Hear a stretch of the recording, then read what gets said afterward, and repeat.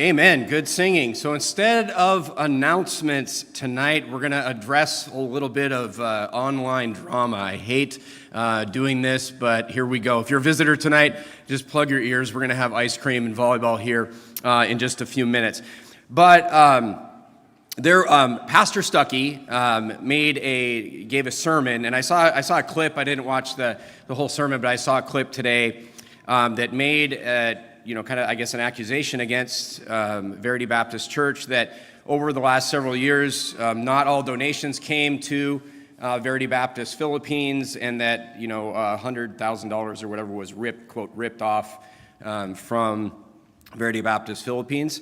So first of all, let me just say, before I even begin, I was very shocked about this. I was just there. I was just there, days ago. And I had no idea that this was cooking or brewing or anything was wrong. We've tried, Deacon and myself have tried to reach out to him today, get him on the phone, get him on a call, and try to resolve this.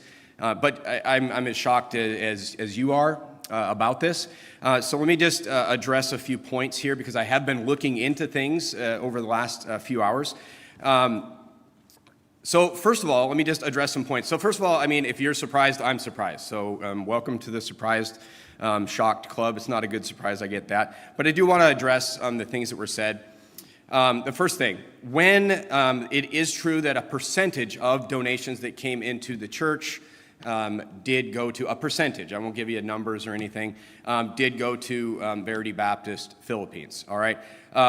This, and to his credit back there, Deacon Oliver, this is one of the first things that he brought to my attention when I took over, end of January, beginning of February, and we immediately said, no, that will just be dollar to dollar going to the Philippines. That was one of the first things that was changed here as far as the finances.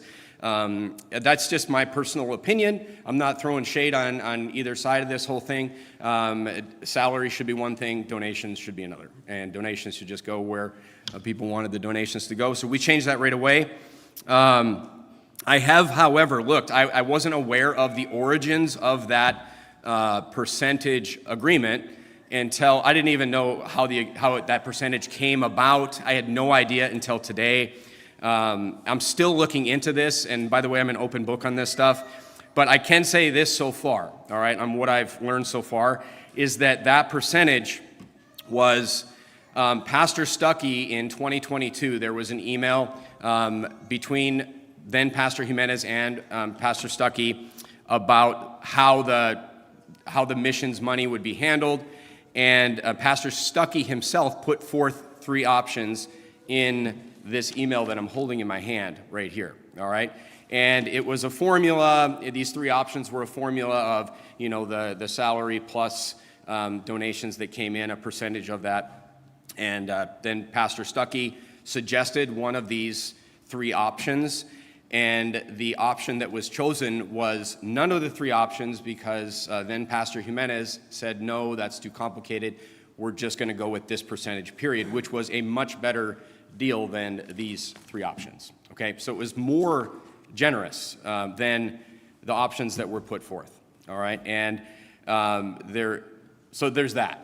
Okay, I'm still looking into this. There's a lot of back and forth, but I know that that's true. I'm looking at it right in front of myself here. I'm still looking into it. I will. The point is, that was in the past. The new administration has made the dollar for dollar change anyway. But I was curious on where that came from, so I looked into it.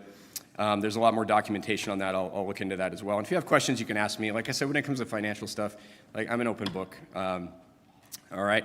The second thing I want to talk about is, and I addressed this with the men of the church, I think it was a couple weeks ago, but I wasn't planning on addressing the whole church about it. But as far as employees of the church, there were changes to employment to the church, and those changes affected most employees. And the reason that there was changes is because Verity Baptist Church was, and I want to say was, in a dire economic situation when I stepped in here at the beginning of February. And this is another thing that I never wanted to say from the pulpit to the church, but it was in such dire economic situations that I had to make those changes in a more abrupt way than I had originally planned to do. All right, but just to give you an idea, like I literally myself personally covered some of the bills for this church in February.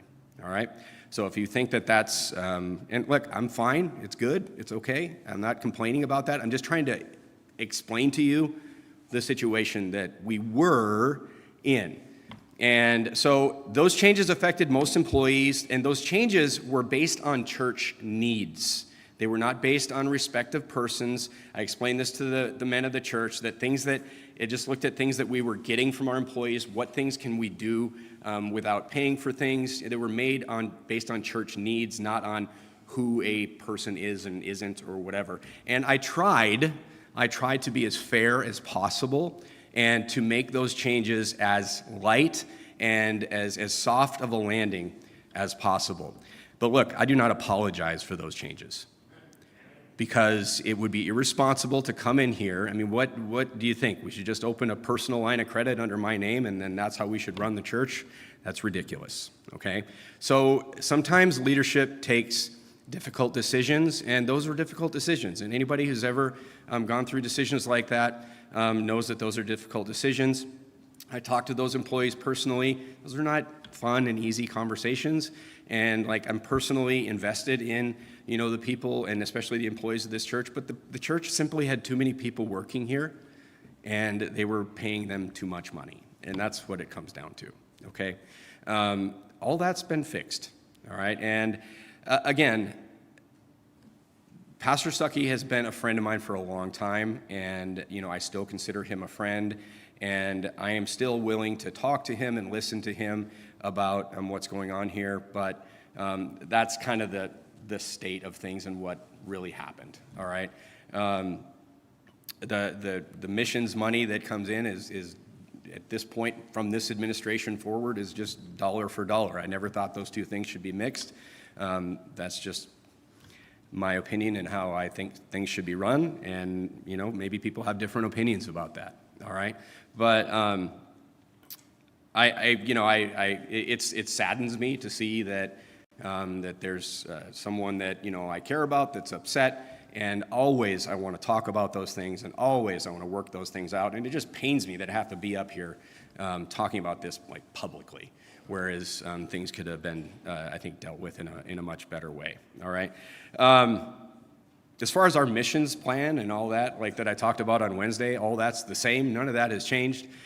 We have all kinds of different things that we're looking at. I've talked to some of you about that. We're still driving forward on all of that, and hopefully all of this can be resolved and talked through.